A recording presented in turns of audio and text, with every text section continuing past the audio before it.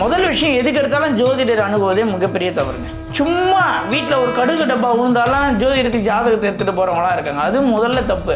இப்போ ஜோதிடர்கிட்ட வந்துட்டன்றதுக்காக கடன் தீந்துடணுன்றது அவசியம் இருக்கா? நான் இல்லை மக்கள் தெளிவாக புரிஞ்சுக்கணும் எந்த விஷயத்துக்கு ஜாதகம் பார்க்கணும் பார்க்கக்கூடாதுன்னு.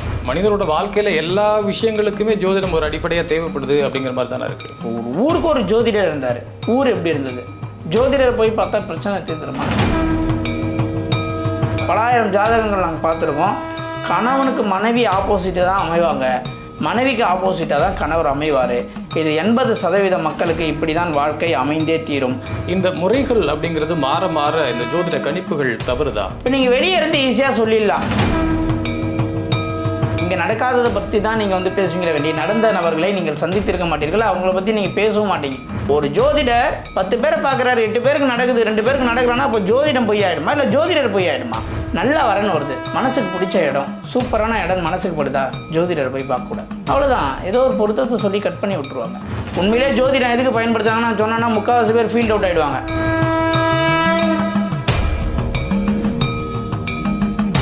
பக்தி கஃபே நேயர்களுக்கு வணக்கம்.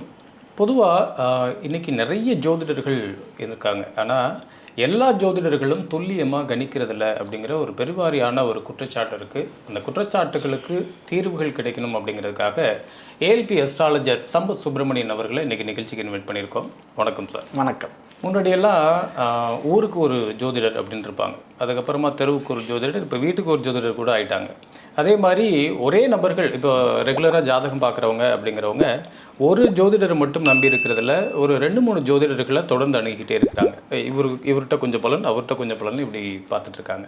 ஆனால் முன்னாடி இந்த பாரம்பரிய ஜோதிடம் அப்படின்னு ஒன்று இருந்தப்போ ரொம்ப அக்யூரேட்டாக சில பலன்கள்லாம் சொல்லப்பட்டுச்சு. ஆனால் இப்போது நிறைய ஜோதிடர்கள் வந்துட்டாங்க, பலவிதமான முறைகள்லையும் ஜோதிடம் சொல்லப்படுது, ஆனால் சரியாக கணிக்கப்படுறதில்ல அப்படிங்கிற ஒரு பெருவாரியான குற்றச்சாட்டு இருக்குது. இதுக்கு என்ன காரணம் சார்? ஜோதிடம் பொய்யா உண்மையா அப்படின்ற விஷயத்துக்கு வர்றதுக்கு முன்னாடி, ஜோதிடம் பொய்யா உண்மையா அப்படின்னு ஒரு உள்ள வரும். இப்போ ஜோதிடம் பார்க்குறோம், ஜோதிடர் சொல்கிறாரு உனக்கு வேலை கிடச்சிரும் அப்படின்றாரு, வேலை கிடைக்கல, அப்போ ஜோதிடம் பொய்யா? இன்னொரு ஜோதிடர் சொல்கிறார் உனக்கு அடுத்த மாதம் உனக்கு பார்த்தீங்கன்னா வெளிநாட்டிலேருந்து வாய்ப்பு வருன்றாரு, அவர் வெளிநாடு போயிடுறாரு.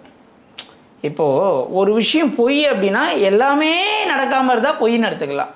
ஒரு சாரருக்கு நடக்குது, ஒரு சாரருக்கு நடக்கலை, அப்போ அது உண்மை. எல்லா சாரருக்குமே நடந்தாலும் அது பொய். ஒரு உணவுப் பொருள் எடுத்துக்கிறீங்க, அது 24 மணி நேரத்தில் கெட்டு போனால் தான் அது உணவுப் பொருள். 24 மணி நேரம் ஆகியும் அது கெட்டு போகலன்னா அதில் ஏதோ கெமிக்கலோ ஏதோ மருந்து வச்சோ பழுக்க வச்சுருக்காங்க அப்படின்னு நம்ம எடுத்துக்கிறோம். இப்போ ஜோதிடம் என்பது மக்கள் எப்படி பார்க்குறாங்க? உடனடியாக தீர்வு வரணும். நான் 10,000 ஃபீஸ் தரேன், 50,000 ஃபீஸ் தரேன், நான் 10 கோடி இப்போ நான் கடன் ஆகிட்டேன், உங்ககிட்ட ஜாதகம் பார்க்க வரேன், நீங்கள் 10 கோடி எனக்கு தந்தால் தான் எனக்கு கடன் தீரும் இல்லையா? என் பிரச்சனை கடன் தான், பணம் தான். இப்போ ஜோதிடர்கிட்ட வந்துட்டன்றதுக்காக கடன் தீந்துடணுன்றது அவசியம் இருக்கா? நான் இல்லை மக்கள் தெளிவாக புரிஞ்சுக்கணும் எந்த விஷயத்துக்கு ஜாதகம் பார்க்கணும் பார்க்கக்கூடாதுன்னு. நம்ம முன்னோர்கள் எதுக்கெல்லாம் ஜாதகம் பார்த்தாங்க, நம்ம எதுக்கெல்லாம் ஜாதகம் பார்க்குறோம், இதுதான் முக்கியமான விஷயம். நம்ம முன்னோர்கள் பயன்படுத்திய விதம் என்ன, நம்ம பயன்படுத்துகிற விதம் என்ன, இதெல்லாமே நம்ம ஒன்றோடு ஒன்று இணைக்க வேண்டும். இப்படி இணைச்சா நம்ம வாழ்க்கையில் பிரச்சனையே கிடையாது. நம்ம என்ன பண்ணுறோன்னா, நம்மளுடைய ஃபேமிலியோடைய ஹிஸ்ட்ரி, நம்ம தாத்தாவுடைய வாழ்க்கை, நம்ம அப்பாவுடைய வாழ்க்கையெல்லாம் தெரியாமல் நம்ம இப்போ ஒரு வாழ்க்கையை வாழ்ந்துட்டுருக்கோம். அந்த வாழ்க்கை நடைமுறையில் நம்ம தவறான ஒரு வழியில் போகிறோம். ஜோதிடம் போய் பார்க்குறோம், ஜோதிடர் சொல்கிறாரு சரியாக கணிக்கலை, இப்போ நீங்களே சொல்கிறீங்க ஜோதிடர் சரியாக கணிக்கலை அப்படின்னு நீங்களே சொல்கிறீங்க. இது காரணம் என்ன அப்படின்னா, மக்கள்லாம் மிகப்பெரிய ஒரு விஷயத்தை புரிந்து கொள்ள வேண்டும். முதல் விஷயம் எதுக்கு எடுத்தாலும் ஜோதிடர் அணுகுவதே மிகப்பெரிய தவறுங்க. சும்மா வீட்டில் ஒரு கடுகு டப்பா விழுந்தாலும் ஜோதிடத்துக்கு ஜாதகத்தை எடுத்துகிட்டு போகிறவங்களாம் இருக்காங்க, அது முதல்ல தப்பு. அதேமாரி ஜோதிடத்தில் முக்கியமான ஒரு விஷயம், ஒரு சாரர் சொல்லுவாங்க பரிகாரமே கிடையாதுன்னு சொல்லுவாங்க, இன்னொரு சாரர் பரிகாரத்தை மட்டுமே ஜோதிடமாக நம்பிலாம் வாழறவங்களா இருக்காங்க. ஒவ்வொருத்தரும் ஒரு திருச்சியில் இருக்காங்க. ஜோதிடம் என்பது என்னன்னா, நீங்கள் இப்போ பாண்டிச்சேரிக்கு போகிறீங்க, மயிலாப்பூர்லேருந்து பாண்டிச்சேரிக்கு போகிறீங்க, ஓஎம்ஆர் போய் திருப்போரூர் போயிட்டு மகாபலிபுரம் போயிட்டு ஈசிஆர் போகலாம், திருவான்மியூர் போயிட்டு ஈசிஆரில் இங்கேருந்தே ஈசிஆர் டச் பண்ணியும் நீங்கள் இப்போ வழி 2 வழிகள் இருக்குது. எந்த வழியை நீங்கள் தேர்வு செய்வது? இது 2 வழியுமே பாண்டிச்சேரிக்கு போகுமா? 2 வழியில் எது ஷார்ட்டோ பாண்டிச்சேரிக்கு போய் ரீச் ஆகுன்றத நீங்கள் தெரிஞ்சுக்கிறது தான் ஜோதிடம். ஒருத்தருக்கு அரசாங்க வேலை கிடைக்குமா கிடைக்காதா, ஒருத்தருக்கு திருமணம், வீடு கட்டுவாரா கட்ட மாட்டாரா, கட்டினா இவர் பேரில் கட்டலாமா கட்டக்கூடாது, இந்த மாதிரி முக்கியமான விஷயங்களுக்கு தான் ஜோதிடத்தை அணுகணும். இல்லை, மோஸ்ட்லி எல்லாத்துக்குமே இருக்கிற அத்தியாவசிய பிரச்சனைகள் அப்படிங்கிறதே இதானே. கல்வியாக இருக்கட்டும், அடுத்து தொழிலாக இருக்கட்டும், இல்லை திருமணமாக இருக்கட்டும், பிரச்சனைகளாக இருக்கட்டும், தொழில் ரீதியான பிரச்சனைகளாக இருக்கட்டும், இதுக்காக தான் அதிகமாக ஜோதிடம் பார்க்கப்படுது. மனிதனோட வாழ்க்கையில் எல்லா விஷயங்களுக்குமே ஜோதிடம் ஒரு அடிப்படையாக தேவைப்படுது அப்படிங்கிற மாதிரி தானே இருக்குது. இல்லை, இப்போது இந்த விஷயத்தில் தான் நல்லா நம்ம நல்லா டெப்த்தாக உள்ளே போகணும். ஒரு ஊருக்கு ஒரு ஜோதிடர்னு சொன்னீங்க, சரிங்களா? அதே தான் நானும் சொல்கிறேன். ஒரு ஊருக்கு ஒரு டிவோர்ஸி தான் இருப்பாங்க. அங்கே வெளியே கூட தலை காட்ட மாட்டாங்க. அவ்வளோ அந்த விஷயத்தை அவங்க துக்கமாக நினச்சி அந்த வீட்டிலே அடைபட்டு அவங்க வாழ்க்கை முடியும். இன்றைக்கி ஒரு ஃப்ளாட்டில் 10 வீட்டுன்னா அதில் 4 பேர் டிவோர்ஸ் இருக்காங்க. இது காரணம் என்ன நினைக்கிறீங்க? ஜாதகம் நினைக்கிறீங்களா, இல்லை ஜோதிடர்னு நினைக்கிறீங்களா? கிடையாது. இதோட உண்மையான நோக்கம் வேறு. ரிசர்ச் பண்ணுறவங்க, ஆராய்ச்சி செய்பவர்களுக்கு இதோடைய நோக்கம், இதோடைய உண்மையான விஷயங்கள் தெரியும். நான் ஜாதகம் பார்க்குறேன், பலன் சொல்கிறேன், ராசியை பார்த்து பலன் சொல்கிறேன், லக்னத்தை வச்சு பலன் சொல்கிறேன், இந்த ராசி இங்கே இருந்தால் இந்த பலன், இந்த நட்சத்திரக்காரங்களுக்கு இந்த பலன்லாம் இதுக்கு உண்டான ஆன்சர்லாம் கண்டுபிடிக்க முடியாது. சான்ஸே கிடையாது. இப்போ ஒரு ஊருக்கு ஒரு ஜோதிடர் இருந்தார். ஊர் எப்படி இருந்தது? அதேமாரி ஊருக்கு ஒரு டிவோர்ஸி தான் இருந்தாங்க. இன்றைக்கி எவ்வளோ ஜோதிடர்கள், எவ்வளோ பேர் பறந்து விரிந்திருக்காங்க. மூளைக்கு ஜோதிடம் தான். ஆனால் அதே ஈக்குவலாக பிரச்சனையை மலர்ந்துருக்கு என்பதை நினைவில் கொள்ள வேண்டும். எவ்வளோ பேருக்கு எவ்வளோ பிரச்சனை. ஜோதிடர் போய் பார்த்தா பிரச்சனை தீர்ந்துருமானா தீராது. ஆனால் அந்த திருமண பொருத்தங்கள் அப்படிங்கிறது ஜோதிடர் பார்த்து தான் நம்ம திருமண பொருத்தங்கள் பார்த்து திருமணம் செஞ்சுக்கிறோம். ஆனாலும் இந்த நீங்கள் சொல்கிற மாதிரி இவ்வளோ ஒரே விஷயத்தை நல்லா புரிஞ்சுக்கணும். எனக்கு ஏற்ற மாரி தான் பார்ட்னர் அமையணும் அப்படின்னா அது பேர் திருமணமே கிடையாது. எதுக்கு 12 பாவத்தில் 7ஆம் பாவத்தில் எத்துமைட்டு மனைவியை வச்சாங்க அப்படின்னா, 7 அப்படின்னா எதிர்மறையாக இயங்கக்கூடிய. இப்போ நீங்கள் எனக்கு ஆப்போசிட்டாக கொஞ்சம் ஆப்போசிட்டாக கேள்வி கேட்குறீங்க. நீங்கள் தான் 7ஆம் பாவம். நீங்கள் ஆப்போசிட்டாக கேள்வி கேட்டால் தான் அது பேர் கேள்வி இல்லையா? அது பேர் தான் கேள்வி. இப்போ நீங்கள் ஆப்போசிட்டாக கேள்வி கேட்க எனக்கு சாதகமாக பேசுறது எப்படி சாத்தியமாகும்? அதே மாதிரி தான் கணவன் மனைவி வாழ்க்கை. கணவனுக்கு ஆப்போசிட்டாக மனைவி, மனைவிக்கு ஆப்போசிட்டாக கணவனும் இருந்து அவர்கள் கர்மாவை அவர்கள் மூலியமாக அனுபவிக்க வேண்டும் என்பது தான் விதி. மீறியும் நாம் பொருத்தம் பார்ப்பது என்னென்னா, லைஃப் லாங் 2 பேரும் ஒன்றா 2 மாடும் ஒன்றா சேர்ந்தால் தான் அந்த மாட்டு வண்டி என்ன பண்ணுவோம், ரைஸ் மில்லுக்கு போய் சேரும். ஸோ அதனால தான் பார்த்தீங்கன்னா பொருத்தம் பார்த்தாங்களே கண்டி 2 பேரும் 100% ஒத்து போவாங்களான்னு ஒத்து போக மாட்டாங்க. 2 பேருமே ஆப்போசிட்டாக இயங்குவாங்க. இதில் யாருக்கெல்லாம் லக்னத்தில் ராகு கேது இருக்கோ, 2ல் ராகு கேது இருக்கோ, இவங்களுக்கெல்லாம் இன்னும் கொஞ்சம் ஈகோ கிளாஷஸ் அதிகமாக இருக்கும். கம்பேரிங் வித் மற்ற ஜாதகங்களுக்கு பார்க்கும்போது இவங்களுக்கு பார்க்கும்போது இன்னும் அவங்களுடைய பார்ட்னர்கிட்ட ரொம்ப அதிகமான கிளாஷஸ் இருக்கும். இது ஒரு விஷயத்தை மட்டும் இல்லை, பலாயிரம் ஜாதகங்கள் நாங்கள் பார்த்துருக்கோம். கணவனுக்கு மனைவி ஆப்போசிட்டாக தான் அமைவாங்க, மனைவிக்கு ஆப்போசிட்டாக தான் கணவர் அமைவார். இது 80% மக்களுக்கு இப்படி தான் வாழ்க்கை அமைந்தே தீரும். திருமணத்துக்கு முன்னாடி வரைக்கும் அவங்க நட்பாக இருக்கலாம், காதலாக இருக்கலாம், நல்ல உறவுகளாக இருக்கலாம். தாலின்னு ஒன்று கட்டும்பொழுது அவங்களுடைய கிரக அமைப்புகள் மாறிவிடும். ஒரு ஆணும் பெண்ணும் பழகிறாங்க, காதலிக்கிறாங்கன்னா அது ஓகே, ரைட்டு. ஆனால் கல்யாணத்துக்கு அப்புறம் ஒரு பெண்ணுடைய ஜாதகத்தில் செவ்வாய் ஆணாக மாறிடுவார், ஒரு பையனுடைய ஜாதகத்தில் மனைவி சுக்கிரனாக மாறிடுவாங்க. ஸோ இந்த மாதிரி கிரக அமைப்புகள் மாறும்போது நிறைய விஷயம் மாற்றத்துக்கு உட்பட்டது அப்படின்றத தான் நம்ம புரிஞ்சுக்கணும். ஒரு ஜோதிடரால் என்ன செய்ய முடியும், என்ன செய்ய முடியாது, என்ன ஜோதிடத்தில் தெரிஞ்சுக்க கூடாதுன்றது மக்கள் முதல்ல தெளிவடையும். இதுக்கு முன்னாடி இருந்த ஜோதிடம் அப்படிங்கிறது ஒரே முறையான ஒரு ஜோதிடமாக இருந்துச்சு. இப்போது பல்வேறு முறையில் ஜோதிடங்கள் பார்க்கப்படுது. இந்த முறைகள் அப்படிங்கிறது மாற மாற இந்த ஜோதிட கணிப்புகள் தவறுதா? இல்லை, அதாவது இப்போ நீங்கள் ஒரு ஊருக்கு போகிறீங்க, இங்கேருந்து மதுரை போகிறீங்க, வைகையில் போகலாம், பாண்டியன் எக்ஸ்பிரஸில் போகலாம், இல்லைனா பார்த்தீங்கன்னா நீங்கள் பஸ்ஸில் போகிறீங்கன்னா ஒரு 200 ட்ராவல்ஸ் போகுது, ஆம்னி பஸ்ஸு. நீங்கள் எந்த பஸ்ஸில் ஒன்றா போகலாம். ஆனால் நீங்கள் போகிற பஸ்ஸுக்கு ஏற்ற மாரி ட்ராவலிங் அவர் தான் மாறும். ஆனால் போய் சேர வேண்டிய ஊர் மாறாதில்ல. செவ்வாயும் சுக்கிரனும் சேர்ந்திருந்தால் ஒருவன் காதலிப்பான். அதில் எதனா மாற்றம் இருக்கான்னா மாற்றம் கிடையாது. இது எந்த ஜோதிடர் சொன்னாலும் இதுதான் உண்மை. இப்போ 60 வயசில் ஒருத்தருக்கு செவ்வாயும் சுக்கிரனும் சேர்ந்துருக்கு, அவருக்கு ஜாதகம் பார்க்குறேன்னா நீங்கள் என்ன காதலிக்கிறீங்களா நம்ம கேட்கக்கூடாது. இப்போ வயதுக்கு ஏற்ற மாரி நிறைய விஷயத்தை நம்ம பலன்களை மாற்ற வேண்டும். முறைகள் பல முறைகள் இருக்குது. ஒவ்வொருத்தரும் அவங்கவுங்களுடைய முறையை பின்பற்றுறாங்க. எல்லா ஜோதிடர்களுடையும் ஒரே நோக்கம் என்ன, தான் கிளைண்ட்டுக்கு கரெக்டாக வழி நடத்தி அவங்களுடைய வாழ்க்கையில் இருக்கக்கூடிய பிரச்சனைக்கு கரெக்டாக சொல்யூஷன் சொல்லி அவங்கள மேலே கொண்டு வரணுன்றது தான் எல்லா ஜோதிடர்களுடைய நோக்கமும். இப்போ நீங்கள் வெளியே இருந்து ஈஸியாக சொல்லிடலாம், ஜோதிடர்கள்லாம் கணிப்பு சரியில்லை, ஜோதிடர்கள்லாம் சரியாக இப்போ யாரும் அந்த அளவுக்கு கரெக்டாக ப்ரெடிக்ஷன் பண்ணுறதில்லன்னு.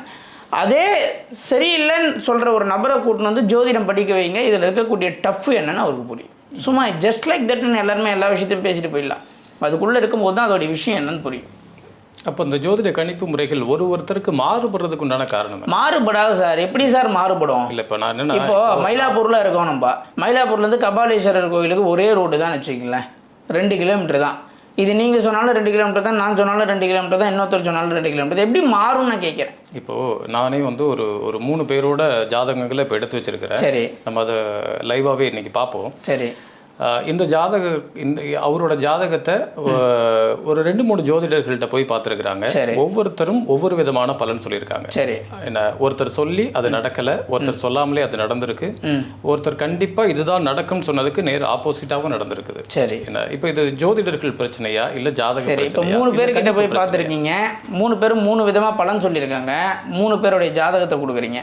இப்போ நான் 300 பேர் ஜாதகத்தை நான் எடுத்துகிட்டு வந்து கொடுக்குறேன். லைஃப்பில் சக்ஸஸ் ஆனவங்க, ஜோதிடரை பார்த்து சக்ஸஸ் ஆனவங்க, கல்யாணமே ஆகாதுன்னாங்க, ஒரே வாரத்தில் ஜோதிடர் சொல்லி பொண்ணு கிடைச்சவங்க, ஒரே வாரத்தில் வீடு அமைஞ்சவங்க, ஒரே வாரத்தில் வெளியூர் போனாங்க. இதுக்கு என்ன பதில் சொல்கிறீங்க? எந்த அளவுக்கு, அதை தான் சொல்கிறேன், ஈக்குவல் ஜோதிடம் என்பது எந்த அளவுக்கு நீங்கள் நடக்கலன்றீங்களோ அதே ஈக்குவல் மற்ற இடத்துல நடந்தும் இருக்கும். இங்கே நடக்காததை பற்றி தான் நீங்கள் வந்து பேசுவீங்களே வேண்டி, நடந்த நபர்களை நீங்கள் சந்தித்திருக்க மாட்டீர்கள், அவங்கள பற்றி நீங்கள் பேசவும் மாட்டீங்க. எந்த துறையிலுமே 50-50 தான். நீங்கள் 100% கேட்குறீங்க, 100% எப்படி கிடைக்கும்? இப்போ நீங்கள் என்கிட்ட பலன் பார்க்க வரீங்கன்னா நீங்கள் எந்த அளவுக்கு உங்களுடைய ஆழ்மனதில் என்னை நம்பி வரீங்களோ அதுதான் உங்களுக்கு பலனாகவே வரும்.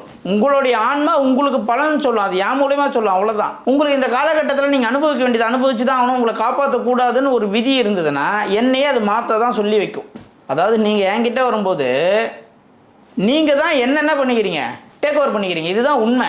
உங்களுடைய ஆன்மாவுடைய பிரதிபலன் தான் நான். நீங்கள் உங்களுக்கே பதில் சொல்லிக்கிறீங்க. யார் மூலிமா? என் மூலிமா சொல்லிக்கிறீங்க. நான் இங்கே புதுசாக கணக்கு போட்டு விஞ்ஞானியாக நான் வந்து ஒரு விஷயத்தை ப்ரெடிக்ட் பண்ணி சொல்லலை. ஒரு ஜோதிடர் 10 பேரை பார்க்குறாரு, 8 பேருக்கு நடக்குது, 2 பேருக்கு நடக்கலான்னா அப்போ ஜோதிடம் பொய் ஆகிடுமா இல்லை ஜோதிடர் பொய் ஆகிடுமா? அந்த 2 நபரை வந்து அந்த அவங்களுடைய ஆன்மா டேக் ஓவர் பண்ணி அவங்களே வழி நடத்திக்கும். இதுதான் உண்மை. இப்போ நீங்கள் அந்த ஒரு 3 ஜோதிடர் சொல்லியிருக்கீங்களே, அந்த 3 ஜோதிடர்களுமே நம்ம குறை சொல்ல முடியாது. ஏன் கேட்டிங்கன்னா அவங்க ஜோதிடர்கள். அந்த ஜோதிடர்கள் அந்த டைமில் அந்த பலனை சொல்லியிருக்காங்கன்னா அவர் அந்த கர்மாவை அப்படி தான் அனுபவிச்சாகணுன்றது தான் விதி. இதுதான் நான் சொல்கிறேன். நீங்கள் என்கிட்ட ஜாதகம் பார்க்க வரீங்கன்னா நீங்கள் என்னை டேக் ஓவர் பண்ணிக்கிறீங்க. உங்களுக்கு உண்டான பதிலை நீங்களே ஏன் மூலியமாக பெற்றுக்கொள்கிறீர்கள். இதுதான் உண்மை.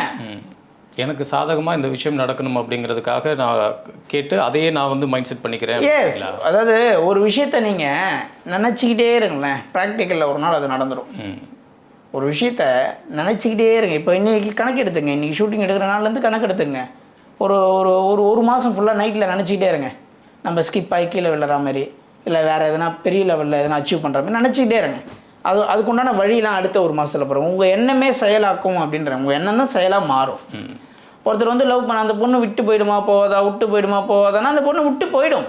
புரியுதுங்களா? ஒரு ஜோதிடர்கிட்ட வரும்போது என்ன கேட்குறாங்க மக்கள், என் பையன் பெரிய லெவலில் அச்சீவ் ஆகணும். சரிங்க, எங்கே வேலை செய்கிறார்? வேலைக்கே போகல. எப்படி அச்சீவ் ஆகுது? விதை போட்டிருந்தா தாங்க பயிர் வளரும், பயிர் வளர்ந்தால் தான் அறுவடை செய்ய முடியும். ஒரு விளைச்சல் ஒருத்தர் வந்து விதை விதைச்சிருக்காரு, அவர் கேள்வி கேட்கலாம், எத்தனை மூட்டை சார் எனக்கு மகசூல் வரும்னு கேட்டால் நம்ம பதில் சொல்லலாம்.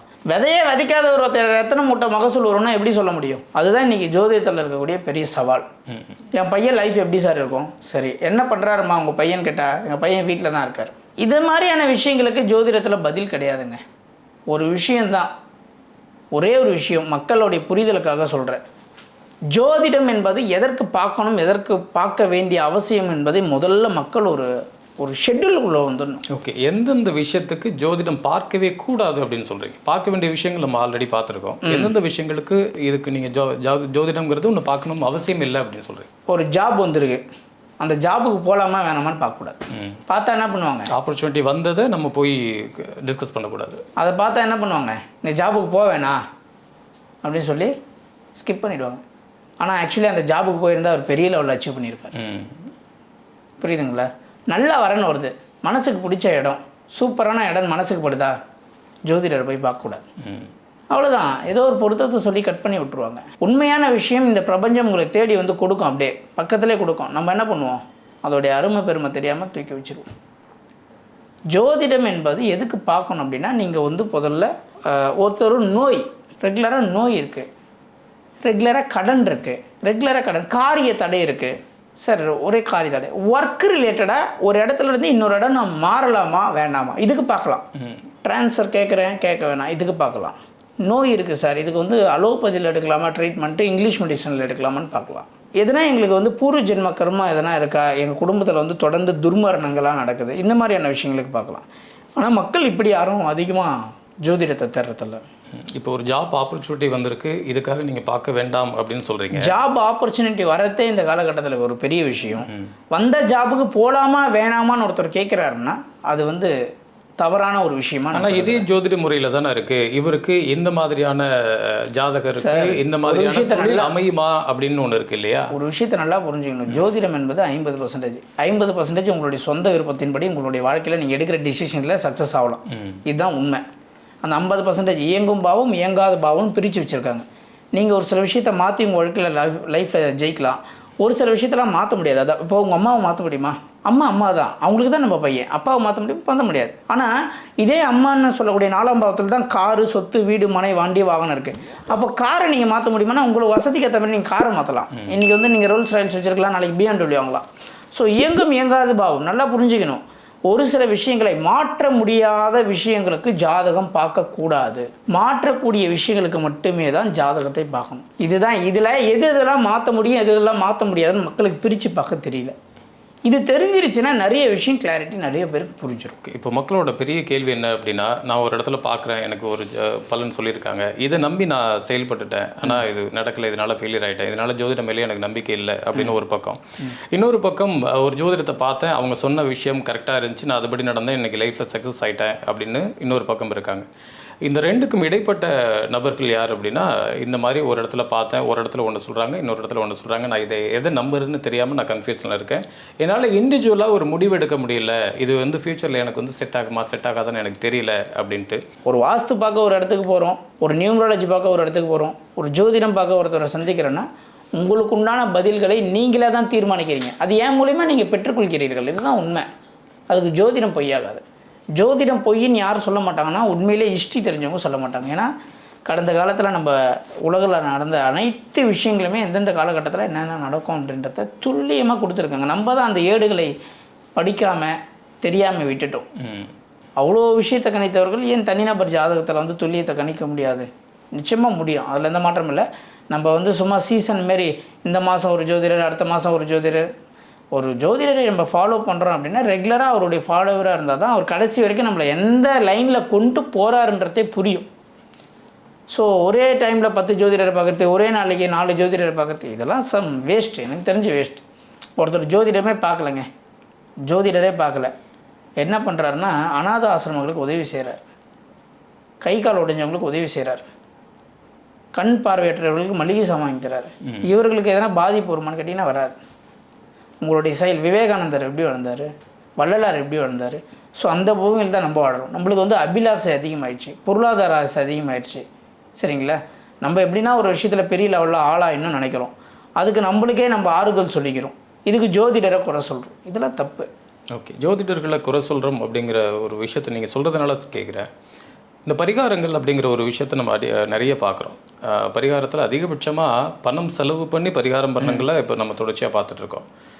ஜோதிடராக நீங்கள் சொல்லுங்கள், இந்த பரிகாரம் அப்படிங்கிறது உண்மையான விஷயமா இல்லை பணத்திற்காக செய்யப்படுகிறது? சார், பரிகாரம் செஞ்சு ஒருத்தவங்க லைஃப்பை மாற்றலாம் அப்படின்னு நீங்கள் சொன்னீங்கன்னா ஷோராக என்கிட்ட நிறைய கிளைண்ட் இருக்காங்க. என்னுடைய கிளைண்ட்டு நிறைய ப்ராப்ளத்தில் இருக்காங்க. ஒருத்தர் இருக்கார், பெயில் கிடைக்காம ஒருத்தர் இருக்கார். சொல்லுங்கள், நான் எவ்வளோ நாள் செலவு பண்ணுறேன், அவருக்கு பெயில் கிடைக்கணும். நீங்கள் சொல்லுங்கள், யார்கிட்ட எவ்வளோ செலவு பண்ண சொல்லுங்கள், என் கிளைண்ட்டை நான் கூப்பிட்டு வரேன். நான் காமெடியா? பரிகாரம்னா என்ன தெரியுங்களா? எதுக்கு முன்னோர்கள்லாம் என்ன சொன்னாங்க தெரியுமா? கோவில் ஏன் கட்டினாங்க, சிலை ஏன் அடித்தாங்க, சிலையோட சைஸ் என்ன, சிலையில் இருக்கக்கூடிய தாத்பரியம் என்ன, கீர்த்தி என்ன, இதெல்லாம் வந்து மக்களுக்கு தெரியாத போச்சுங்க. நிறைய விஷயங்கள் மறைக்கப்பட்டுச்சு. நான் ஒரு கோவிலுக்கு சொல்கிறேன்னா அந்த கோவிலுக்கு அந்த இப்போ அம்பாள் கோவிலுக்குன்னா திங்கக்கிழமை போங்க, சந்திர ஓரையில் போங்க, பிரச்சனைக்கு ஏற்ற மாதிரி அந்த கோவிலுக்கு நம்ம ரெஃபர் பண்ணுறோம். இப்போ கூட லாஸ்ட் டைம் திருப்பூர் சொல்லியிருப்போம், அதுக்கப்புறம் பார்த்தீங்கன்னா இன்னும் 2-3 கோவில்லாம் சொல்லியிருப்போம், ஆம்பூர் ஆஞ்சநேயர்னா. கோவில் ஆலய வழிபாடு தாண்டி செலவு செய்கிறது வேஸ்ட்டுங்க. நீங்கள் 1 லட்ச ரூபா செஞ்சு ஒரு மோதிரம் வாங்கி போடுறீங்க. நான் என்ன சொல்கிறேன்னா, அந்த 1 லட்ச ரூபாய்க்கு எடுத்துமோங்க, ஒரு மூட்டை அரிசி 1000 ரூபாய், மழையில் பாதிக்கப்பட்டவங்களுக்கு 100 குடும்பங்களுக்கு போடுங்க, உங்களுக்கு பலன் கிடைக்கலன்னா என்னை வந்து கேளுங்கன்ற. மக்கள் சேவை தான் மகேசன் சேவை. புரியுதுங்களா? நீங்கள் வந்து பரிகாரம் அப்படின்றது செலவு செய்யறதுக்கு கிடையாது, அது வந்து சம்பாதிக்கக்கூடிய ஒரு மார்க்கெட்டிங். பரிகாரம் கிடையாதுங்க. ஓப்பனாக சொல்கிறேன், பரிகாரம் என்பது நான் படித்தவரை எவ்வளோ மூல நூல் படிச்சிருக்கேன், ஒரு இடத்துல கூட பரிகாரம்ன்ற வார்த்தை கிடையாது. பரிகாரம் கிடையாது. ஆனால் கோவிலுக்கு சென்றால் பிரச்சனை தீருமா அப்படின்னு கேட்டிங்கன்னா தீரும். இது சயின்ஸ் பேசுகிறவங்களாம் கேட்கலாம், கோயிலுக்கு போனால் பிரச்சனை தீருமா? இதெல்லாம் முட்டாள்தனமாக இருக்குது. எனக்கு 100 கோடி பிரச்சனை இருக்குது, கோயிலுக்கு தானே தீர்ந்துருமானா? நிச்சயமாக விவாதம் பண்ணுறவங்க கடைசி வரைக்கும் விவாதம் தான் பண்ணுவோம், ஆனால் தீந்துடும். அதுக்குன்னு சில கோவில் இருக்குது. இவங்க கடனுக்கும் அந்த கோயிலுக்கும் ரிலேட் பண்ணணும், ரிலேட் பண்ண தெரிஞ்சிருக்கணும் ஒரு ஜோதிடர். அப்படி அந்த கோயிலுக்கு அவங்க அந்த மாதிரியான டைமில் போகும்போது அவங்க ரிலீஸ் ஆகும். Okay okay. அதாவது 2 100 நோட்டை, ஒரு 100 நோட்டை 2 கிழிக்கிறீங்க, கிழிஞ்ச 2 நோட்டையும் ஒட்ட வச்சா தான் ஒன்றா ஒட்டும். வேறு நோட்டு எடுத்துன்னு வச்சா மேட்ச் ஆகுமா? அப்போ பிரச்சனைக்குரிய நபர்கள் அதுக்கேற்ற பிரச்சனைக்குரிய ஆலயங்களுக்கு போகும்போது சக்ஸஸ் ஆகும். அதன் அடிப்படையில் தான் நம்ம முன்னோர்களே கோயிலே கட்டியிருக்காங்க. கோயில் கட்டதனுடைய நோக்கமே என்ன? பின்னாடி பெரிய சூட்சமாக பெரிய ரகசியத்தை மறைச்சி வச்சு கட்டியிருக்காங்க நம்ம முன்னோர்கள். கலிகாலத்தில் இப்படிலாம் பிரச்சனை வரும் நல்லாவே தெரிஞ்சிருக்கு. இன்றைக்கி நம்ம தான் விதண்டாவாதம் பேசிக்கிட்டு பரிகாரம் செஞ்சால் மாறினுன்ட்டு மாயையில் போய் சிக்கி கோடியாக செலவு பண்ணுறாங்க. பரிகாரம்லாம் வேஸ்ட்டுங்க, பலிக்காது. அப்படி பரிகாரம் பலிக்கும், பரிகாரம் இருக்குது அப்படின்னு நேயர்கள் யாருன்னா கன்ஃபார்மாக சொன்னாலோ, நீங்கள் எனக்கு சொன்னால் கூட, நீங்கள் நிறைய பேரை பேட்டி எடுக்கிறீங்க சொன்னாலும், என்னுடைய கிளைண்ட்டுக்கு நிறைய பேர் நிறைய இஷ்யூஸ் இருக்குது, நீங்கள் சொல்லுங்கள், நானே செலவு பண்ணுறேன். நம்ம ஒரு கேமரா வச்சுருவோம் லைவாக, அவங்க பரிகார செய்த லைவ் எடுத்துருவோம். அவங்க எத்தனை நாள் சொல்கிறாங்களோ அத்தனை நாள் வரைக்கும் அந்த கேமரா லைவ்லேயே இருக்கட்டும், பேட்டரி கூட நான் இருந்தே பக்கத்தில் போட்டுக்கிறேன். நடக்குதான் பார்ப்போம், நடக்காது. ஏன்னா மூல நூல் படித்தவங்களுக்கு தெரியும் நடக்குமா நடக்காதான்னு. இன்றைக்கி நேற்று படிச்சுட்டு இன்றைக்கி வரல நாங்கள் ஃபீல்டுக்கு. பல வருஷமாக இதை பற்றி நான் பரிகாரத்துக்கு பற்றி பல பேரை சந்தித்து பல பேர் கூட பயணிச்சிருக்கேன். நான் பல லட்சம் செலவு பண்ணியிருக்கேன். அனுபவப்படாத ஒரு விஷயத்தை இவ்வளோ ஸ்ட்ராங்காக போல்டாலாம் பேச முடியாது. நான் செலவு பண்ணியிருக்கேன். பரிகாரம் பலிக்குமானா பரிகாரம் பலிக்காதுங்க. பரிகாரம்னா என்ன முதல்ல சொல்லுங்கள். இப்போ கேன்சர் 4th ஸ்டேஜ், பரிகாரம் பண்ணால் குணமாயிடுமா? கேன்சர் கட்டியே இல்லாத போயிடுமா?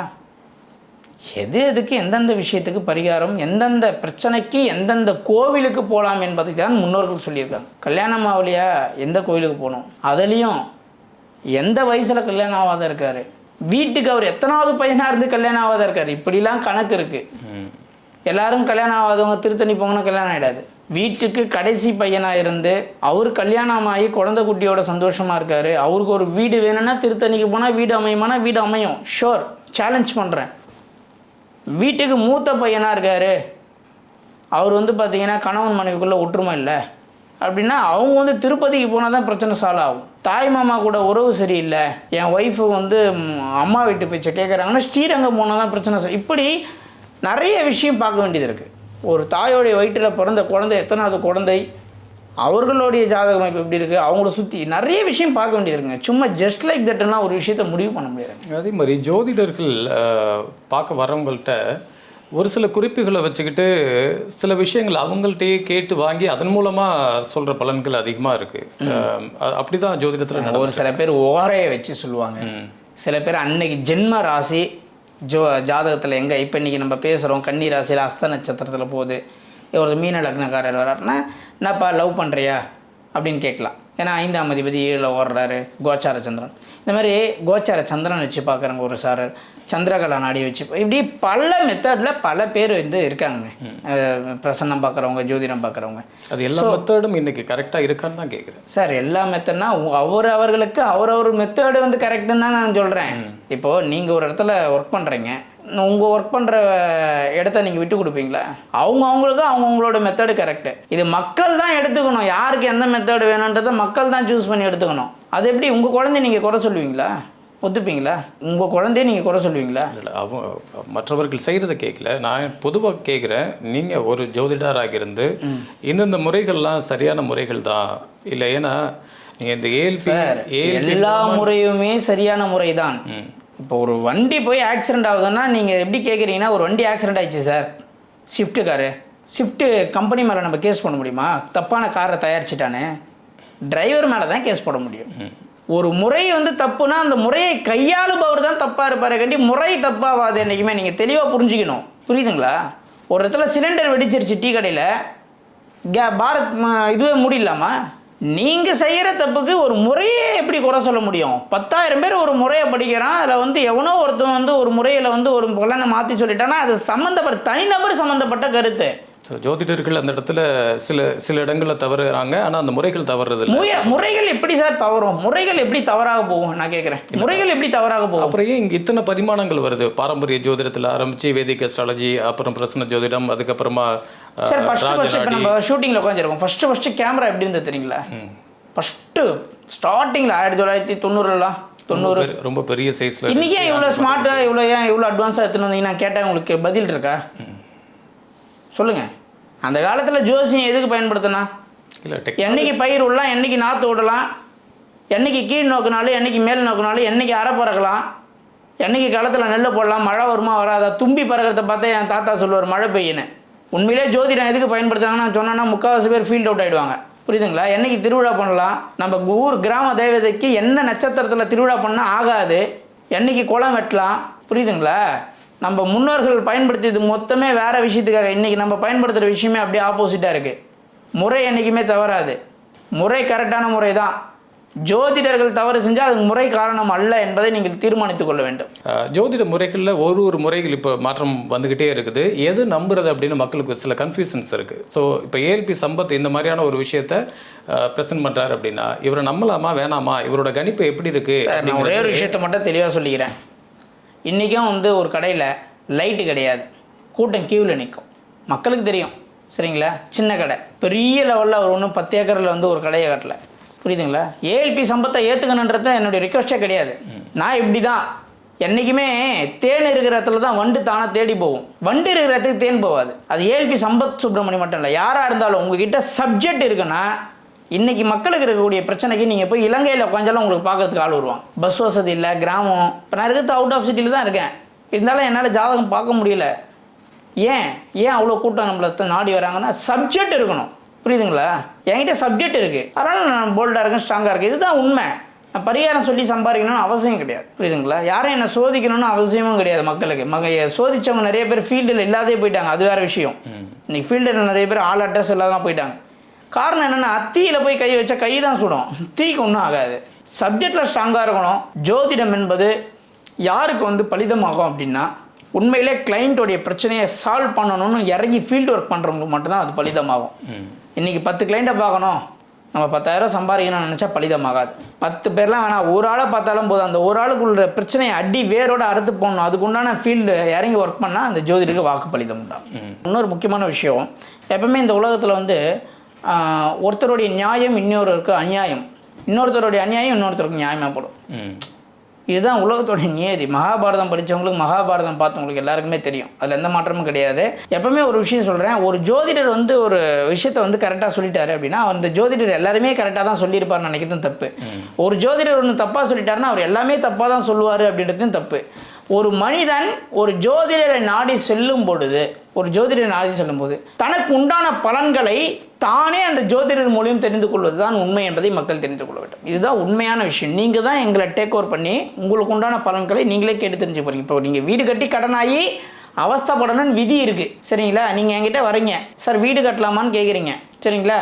உங்களுக்குள்ள இந்த ஆன்மாவே என்ன பண்ணும், உங்கள் அப்பாவோ உங்கள் தாத்தாவோ என்ன பண்ணியிருப்பாங்க, கம்மியான ரேட்டுக்கு யாருக்குன்னா அடித்து பேசி ஒரு வீடை வாங்கியிருப்பாங்க, இல்லை ஏலத்தில் ஒரு வீடை வாங்கியிருப்பாங்க. அந்த நினைவுகள்லாம் உங்களுடைய ஆழ்மனதில் போய் பதிஞ்சிருக்கும். அந்த பதிவுகள் வந்து என்ன பண்ணுன்னா, இந்த மாதிரி பல முன்னோர்கள் நம்ம ஏலத்தில் இருந்து ஒரு வீட்டை கம்மி ரேட்டுக்கு வாங்கி ஒரு குடும்பத்தையே வெளியே அனுப்பிச்சு அந்த வீட்டில் நம்ம வாழ்ந்துருக்காங்க. அதனால் அந்த கர்மாவெலாம் வந்து நீ அனுபவிக்கணும், அதனால் வீடு கட்டி நீ கடன் ஆகிடு, நேரம் நல்லா இருக்குன்னு சொல்லு அப்படின்னு சொல்லி உங்களை அறியாமே உங்களுக்குள்ளே இருந்து என்ன பண்ணும், அந்த ஆறா வேலை செஞ்சு, சார் சூப்பராக இருக்குது சார், வீடு கட்டுங்க சார், அடுத்த 6 மாதத்தில் நீங்கள் தான் சார் கில்லின்னு நான் சொல்லுவேன். போய் வீடு கட்டி கடனாகாரன் ஆகிடுவீங்க. ஒரு ஜோதிடரை போய் பார்த்தேன், நான் பார்த்து தான் வீடு கட்டினேன், மாட்டிக்கிட்டேன்னு சொல்லுவீங்க. ஆனால் இதோடைய அடி நாதம் எங்கே இருக்கும் அப்படின்னு கேட்டிங்கன்னா உங்களுடைய ஹிஸ்ட்ரியில் இருக்கும். அதுதான் நான் ஒவ்வொருத்தருக்கும் சொல்கிறேன், உங்களுடைய பூர்வீகத்தோட ஹிஸ்ட்ரி தெரியாமல் நீங்கள் ஜோதிடரை குறை சொல்வது தவறு. பூர்வீகத்தோட ஹிஸ்ட்ரி தெரிஞ்சவங்க ஜோதிடரை தெய்வமாக மதிப்பாங்க. இன்றைக்கும் ஜோதிடரை தெய்வமாக மதிக்கிற நிறைய குடும்பங்கள் இருக்குது. தெய்வமாக சும்மா ஒரு நாள் பண்டிகை வந்தாலும் ஜோதிடர்கிட்ட வந்து ஆசீர்வாதம் வாங்கிட்டு போகிறவங்களா இருக்காங்க. உங்களுடைய ஹிஸ்ட்ரி தெரிஞ்சதுன்னா உங்களுடைய மொத்த விஷயத்துக்கும் யார் காரணம், எங்கேருந்து அது தொடங்கிச்சு, எப்போ போய் முடியுன்றது உங்களுக்கு தெரியும். புறப்பட்டது சென்ட்ரலில் ட்ரெயின் போய் டெல்லியில் சேரலை அப்படின்னா சென்ட்ரல்லேருந்து தேடின்னு போனால் தான் அது எங்கே நிற்குன்னு தெரியும் இல்லையா? புறப்பட்ட இடத்துலேருந்து தேடணும் இல்லையா? அப்போ புறப்பட்ட இடத்துல இன்ஜின் கோளாறாக நிற்கலாம், இல்லை விஜயவாடாவில் நிற்கலாம், எங்கே வேணாலும் நிற்கலாம் இல்லையா? அப்போ உங்களுடைய ஒரு பிரச்சனைக்கு தீர்வு என்றதை எங்கேருந்து எடுக்கணும்னா உங்களுடைய மூதாதையர்கள்லேருந்து எடுக்கணும். எடுத்தால் தான் அதோடைய ப்ராப்பர் சொல்யூஷன் கிடைக்கும். ஜஸ்ட் லைக் தட்டெல்லாம் கிடைக்காதுங்க. இது என்ன விளையாட்டு விஷயமா? ஆனால் இப்போது நிறைய ஆப்ஸ் வந்துருச்சு. அஸ்ட்ராலஜி அப்படிங்கிறது ரொம்ப சிம்பிளாக யார் வேணாலும் கணிக்கிற மாதிரியான சில டெக்னாலஜிஸ் வந்துருச்சு. ஒரு 5 நிமிஷம் 10 நிமிஷத்துக்குள்ளாரே ஒருத்தரோட ஜாதகத்தை கணிச்சு சொல்லிடுறாங்க. இது அதுதான் சொல்கிறேன், முறைகள் என்றுமே தவறு கிடையாது. அவரவர்களுடைய முறைகள் அவரவர்களுக்கு நிச்சயமாக கை கொடுக்கும். முறையை பயன்படுத்துபவர் யார் என்பதில் தான் நம்ம யோசிக்கணும். முறையை பயன்படுத்துகிறவங்க யார் அப்படின்றது தான் நம்ம யோசிக்கணும். இப்போது 1000 முறைகள் தெரிந்த ஒருத்தவர் ஒரு முறை கூட சரியாக முழுமையாக படிக்கலை. ஒரே முறையை படித்தவர் அந்த ஒரு முறையில் இருக்கக்கூடிய 1000 கலைகளையும் பற்றறிந்தவர். இது 2 பேருக்குமே வித்தியாசம் இருக்குது. முறை என்றுமே தவறாக போகாது, முறையை பயன்படுத்தும் விதம் தான் இதுதான் உண்மையான விஷயம். ஸோ ஜோதிடரை பார்த்தா பிரச்சனை தீர்ந்துடும் அப்படின்னா இன்றைக்கி யாருக்குமே பிரச்சனை இருக்கக்கூடாது, யாருக்குமே இருக்கக்கூடாது. ஏன்னா எல்லாருமே இன்றைக்கி ஜோதிடத்தை நாடி போகிறாங்க. ஆனால் பிரச்சனை இருக்குது, 50 கோடி கடன் ஆகிட்டேன், லோனில் மாட்டிக்கிட்டேன், நோயில் மாட்டிக்கிட்டேன், டிவோர்ஸ் பிரச்சனை, குழந்தை இல்லை, இது எல்லாத்துக்குமே பிரச்சனை இருக்குது. இதெல்லாம் ஜோதிடரால் நிவர்த்தி பண்ண முடியுமா? அதுக்கு தான் ஒவ்வொரு ஜோதிடருமே என்ன பண்ணுறாங்க, தன் கிளைண்ட்டுக்கு இருக்கக்கூடிய பிரச்சனைகளை தீர்க்கணுன்ற இன்றைக்கி ஸ்கூல் பசங்க படிக்கிறாங்களோ இல்லையோ, ஒவ்வொரு ஜோதிடரும் டெய்லி ஏதோ ஒரு நூலை படிச்சுட்டு இருக்கான். நம்மளை கிளைண்ட்டை காப்பாற்றணும், எதனா 4 விஷயம் தெரிஞ்சுக்கணும். அதனால் ஜோதிடம் என்பது வெளியிருந்து பார்க்குறதுக்கு ஈஸியான ஒரு விஷயமா தெரியும். ஆனால் அது உள்ளே ட்ராவல் பண்ணும்போது தெரியும் அதோடைய டஃப் என்னென்னு. இன்னும் பல்வேறு விஷயங்களை உங்கள்கிட்ட கேட்டு தெரிஞ்சுக்கணும். அடுத்தடுத்த நிகழ்ச்சியில் சந்திப்போம். நிகழ்ச்சிக்கு வந்தமைக்கு மிக்க நன்றி. நன்றி சார். மீண்டும் மற்றொரு நிகழ்ச்சியில் சந்திப்போம். வணக்கம். இந்த வீடியோ உங்களுக்கு பிடிச்சிருந்தா லைக் பண்ணுங்க, ஷேர் பண்ணுங்க, கமெண்ட் பண்ணுங்க. மறக்காம பெல் பட்டனை கிளிக் பண்ணிட்டு பக்தி கஃபே தமிழ் சேனலை சப்ஸ்கிரைப் பண்ணிடுங்க.